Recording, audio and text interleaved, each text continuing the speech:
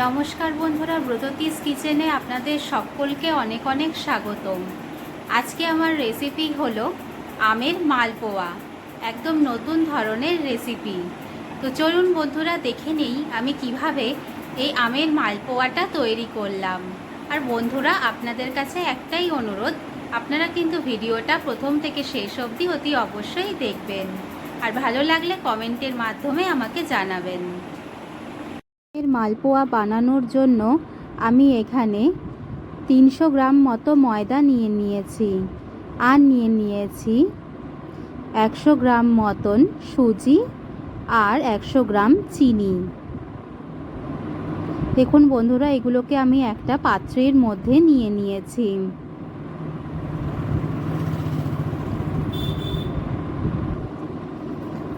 এবার 8টা আমকে কুচি কুচি করে আমি কেটে নিয়েছি। এবার এটাকে আমি সুন্দর করে একটা পেস্ট বানিয়ে নেব। দেখুন বন্ধুরা, মিক্সিং জারের মধ্যে দিয়ে আমি একটা সুন্দর পেস্ট বানিয়ে নিয়েছি। এবার আমি একটা ব্যাটার বানিয়ে নেব।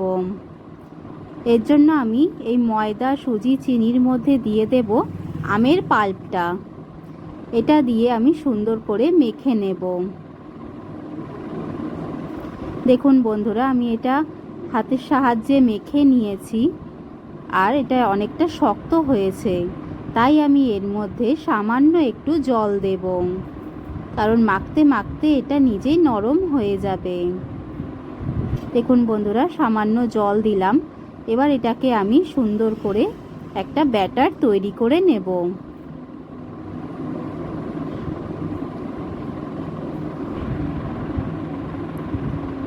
দেখুন বন্ধুরা, আমি হাতের সাহায্যে সুন্দর করে এটাকে মেখে নিচ্ছি।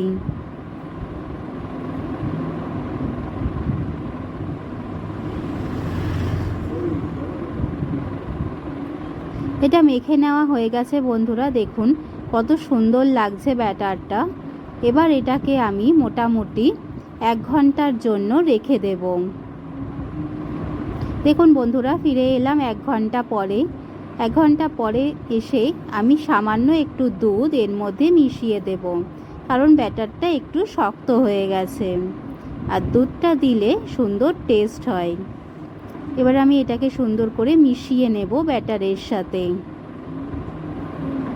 দেখুন মিশিয়ে নেওয়া হয়ে গেছে। ব্যাটারটা কত সুন্দর হয়েছে। ঠিক এই রকম হলে বুঝবেন পারফেক্ট মালপোয়া তৈরি হবে।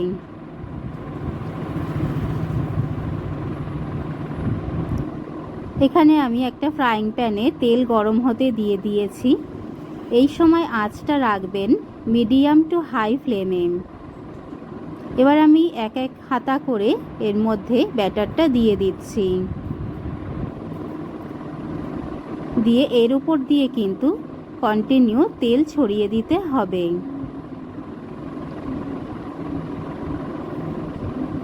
দেখুন বন্ধুরা, আমি একটা ছাঁচের সাহায্যে তেলটা এর উপরে ছড়িয়ে দিচ্ছি।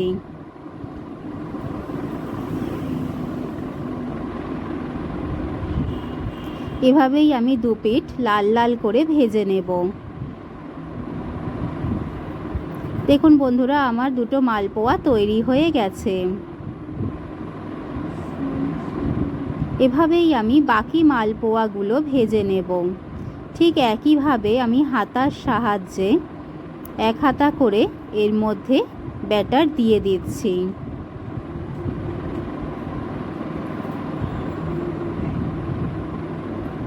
দেখুন ঠিক একই রকম 2 পিঠ লাল করে আমি ভেজে নেব।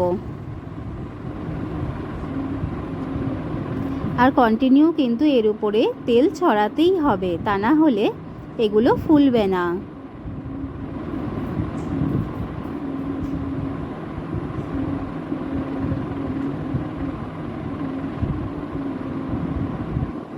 এবার আমি অল্পর পিঠ উল্টিয়ে দিলাম।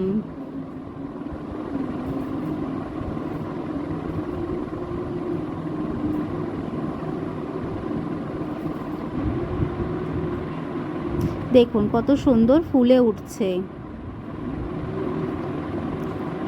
আমার আরেকটাও তৈরি হয়ে গেল আমের মালপোয়া।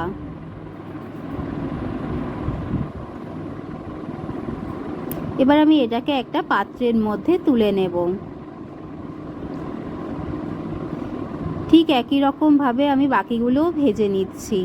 দেখুন কত সুন্দর ফুলছে এগুলো, আর এগুলো কিন্তু খুব নরমও হয়েছে। একটা প্লেটের মধ্যে আমি সুজি, মিষ্টি আর সন্দেশ দিয়ে এটা সার্ভ করে দিয়েছি। দেখুন কত সুন্দর লাগছে দেখতে। এইরকম নিত্য নতুন ভিডিও পেতে আমার চ্যানেলটাকে লাইক, শেয়ার, সাবস্ক্রাইব অতি অবশ্যই করবেন। সকলে ভালো থাকবেন। ধন্যবাদ।